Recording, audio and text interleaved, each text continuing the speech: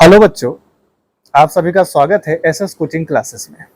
आज हम लोग स्टार्ट कर रहे हैं गणित की एक्सरसाइज 3.1, जिसमें हमें क्या करना है, समीकरण को संगत असंगत बताना है और दिए गए समीकरणों के हल अद्वितीय होंगे कि अनेक हल होंगे, एको हल नहीं होंगे। और यदि इन समीकरणों की सहायता से हम अगर कोई ग्राफ खींचें तो वो ग्राफ कैसा होगा, प्रतिच्छेदी रेखाएं होंगी या समांतर रेखाएं होंगी या फिर संरेखी होंगी। यहां पर आपको हम समीकरण युग्म आपको दिया गया है और इस समीकरण युग्म की सहायता से यहां पर आप देखिए, ये पहला समीकरण आपके पास है और ये दूसरा समीकरण है। पहले समीकरण में एक चर x है, दूसरा क्या है, y है। x जो चर होता है उसका जो गुणांक है उसको a1 माना गया है और जो y चर है उसका गुणांक जो है वो b1 माना गया है और जो तीसरा अचर पद होता है वो क्या है, c1 है। इसी तरह समीकरण 2 में x का जो गुणांक है जो वो a2 है, y का गुणांक जो है वो b2 है और जो अचर पद है उसको क्या माना गया, c2 माना गया। तो यहां पर हम क्या करते हैं, दोनों समीकरणों की सहायता से a1 बटे a2 और b1 बटे b2 एक कंडीशन है।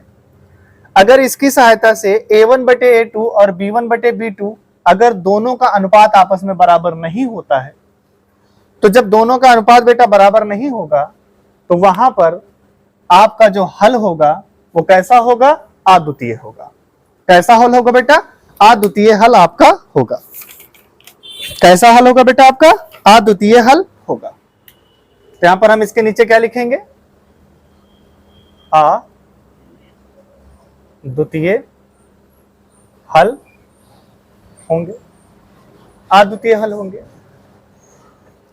यहां पर देखिए, अगर a1 बटे a2, b1 बटे b2 और c1 बटे c2 अगर तीनों का अनुपात आपस में बराबर है, अगर तीनों का अनुपात आपस में बराबर होता है तो वहां पर इसके जो हल होंगे वो बेटा क्या होंगे, अनंत हल हो सकते हैं या हम कह सकते हैं कि अनेक हल होंगे। कितने हल होंगे, अनेक हल होंगे।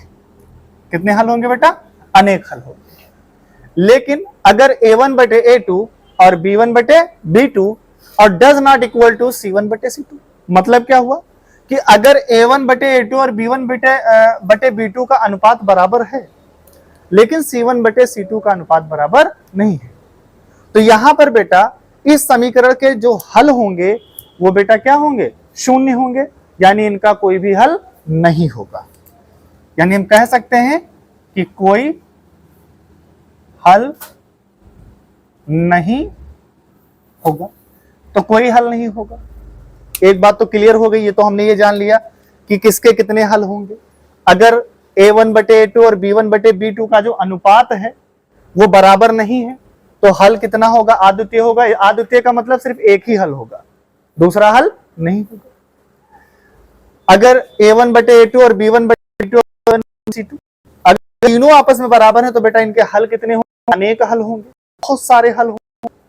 और a1 बटे a2 और b1 बटे b2 और ये c1 बटे c2 के अगर बराबर ना हो तो उस कंडीशन में क्या होगा, कोई भी हल नहीं होगा। एक बात। दूसरी बात, हमें यह बताना होता है कि संगत और असंगत, है ना, संगत और असंगत के बारे में बताना। तो अगर a1 बटे a2 और b1 बटे b2 अगर यहां पर, अच्छा चलो पहले हम इसको ग्राफ की सहायता से समझ लेते हैं।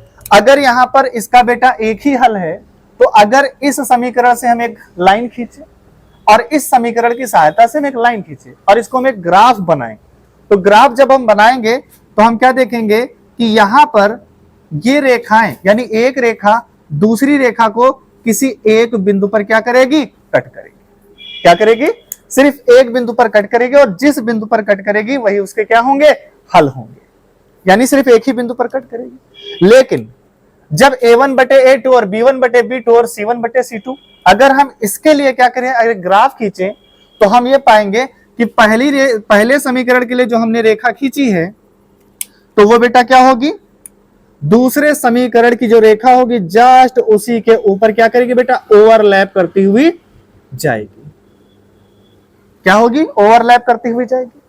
तो यहां पर मीनिंग क्या हुआ, अभी मैंने आपको बताया कि अगर समांतर, अगर रेखाएं एक दूसरे को जितने बिंदुओं पर क्या करेंगी, कट करेंगी, जितने बिंदुओं पर प्रतिच्छेद करेंगे उसके हल उतने होंगे। आप देखिए a1 बटे a2 और b1 बटे b2 में ये सिर्फ एक ही जगह प्रतिच्छेद कर रही है, कट कर रही, तो इसका हल कितना होगा, एक होगा। लेकिन यहां पर देखिए इस तरीके से कंडीशन को आप समझिए, एक समीकरण की रेखा ये है और दूसरी ये इसी तरह से ओवरलैप इस पर किए हुए है, ये इस तरह की कंडीशन बन रही। आपको देखने में ये लग रहा है कि सर सिर्फ एक ही लाइन है, लेकिन वास्तव में कितनी है, दो है।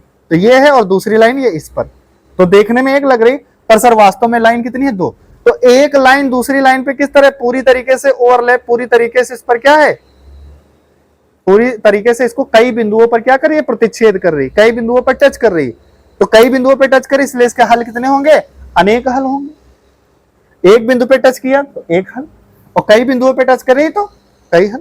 लेकिन जबकि अगर a1 बटे a2 और b1 बटे b2 does not equal to c1 बटे c2, अगर ये कंडीशन होती है तो यहां पर अगर पहले समीकरण के लिए हम कोई लाइन खींचे, कोई ग्राफ खींचे, और दूसरे समीकरण से अगर हम कोई लाइन खींचे, तो ये लाइनें बेटा एक दूसरे को कहीं पर भी कट नहीं करती हैं।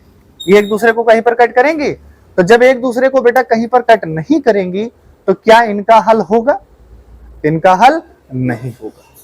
इसलिए इसके हल बेटा क्या होते हैं, एक को नहीं होते। तो ये रेखा आपस में क्या होती हैं, समांतर रेखा इनको बोलते हैं। तो अब इन रेखाओं का नाम खोले, तो यहां पर ये एक दूसरे को बेटा क्या कर रही, प्रतिच्छेद कर रही हैं, तो इनको बोला जाता है प्रतिच्छेदी रेखाएं। क्या बोला जाएगा, प्रतिच्छेदी रेखाएं। और बेटा ये रेखाएं एक दूसरे को क्या कर रही, ओवरलैप किए हुए, इनको बोलते हैं समरेखी रेखाएं। बेटा क्या लिखा, समरेखी रेखाएं। ये कई बिंदुओं पर टच कर रही हैं, समरेखी रेखाएं। और ये जो तीसरी कंडीशन है, ये बेटा हमारे लिए क्या है, ये क्या कहलाती है, समांतर रेखाएं। आज आपको हम समांतर रेखाओं का मतलब बता देते हैं कि समांतर रेखाएं क्या होती हैं। ध्यान दीजिएगा, यानी जब दो रेखाएं एक दूसरे से क्या हो, समान दूरी पर हो। आप अगर समांतर रेखाओं का मतलब यह है कि अगर इनके बीच में इतनी दूरी यहां पर है, तो इन दो रेखाओं के किसी भी बिंदु पर आप इनकी अगर डिस्टेंस नापेंगे तो इनकी जो चौड़ाई है वो क्या होगी, सेम, यानी इनकी दूरी क्या होगी, सेम होगी। आप अगर इस तरीके से हम एक लाइन खींच देंगे और एक लाइन ये खींच दे, तो आप इसको समांतर रेखा हम नहीं कह सकते, क्योंकि इनकी चौड़ाई यहां पर क्या है, ज्यादा है, और धीरे धीरे कम होती है। तो आगे देखो क्या कर लिया, प्रतिच्छेद कर रही हैं। तो समांतर रेखाएं कभी एक दूसरे को प्रतिच्छेद नहीं करती, ठीक है। अब आपके सवाल में यह पूछा जाता है कि सर ये बताइए कि कौन सा समीकरण, मतलब आपको समीकरण दिया जाएगा और उसमें पूछा जाता है कि कौन संगत होगा और कौन असंगत होगा। देखो संगत का मतलब क्या होता है, संगत का मतलब है कि एक दूसरे के साथ है। भाई अगर आपके अंदर किसी का कोई गुण आना है तो मतलब संगत, संगत का मतलब क्या हुआ, एक दूसरे के साथ है। और असंगत का मतलब जो एक दूसरे के साथ ना है। तो आप अगर यहां पर देखने को पा रहे हैं, तो यहां पर देखिए एक लाइन दूसरे को कट कर रही कि नहीं कर रही, तो ये पास पास आ रहे कि नहीं बेटा आ रहे हैं, इस तरह से क्रॉस बनना, पास पास आ रहे हैं। ये देखिए सर, एक रेखा ये है, ये देखिए सर, तो पास पास आए कि नहीं है सर। तो ये समीकरण के इनसे जो इस कंडीशन में जो समीकरण बनेगा कैसा होगा बेटा, कैसा होगा बेटा, वो संगत होगा। इसमें पास नहीं आए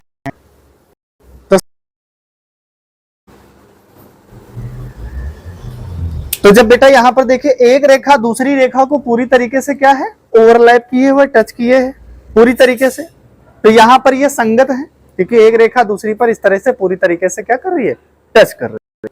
तो ये बेटा हो जाएगा, संगत हो जाएगा।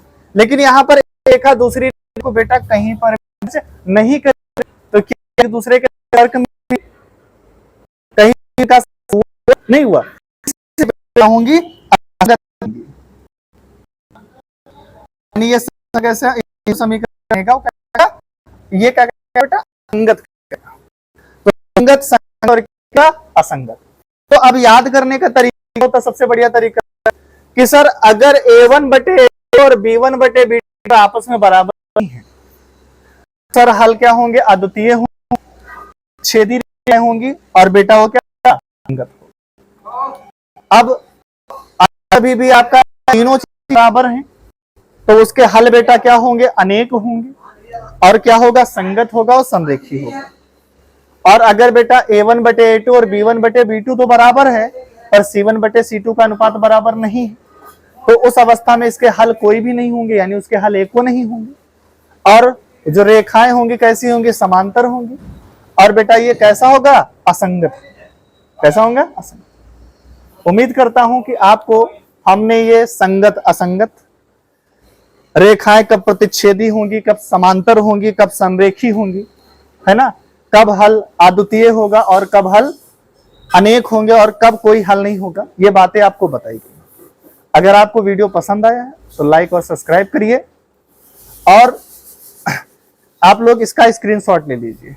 Thank you.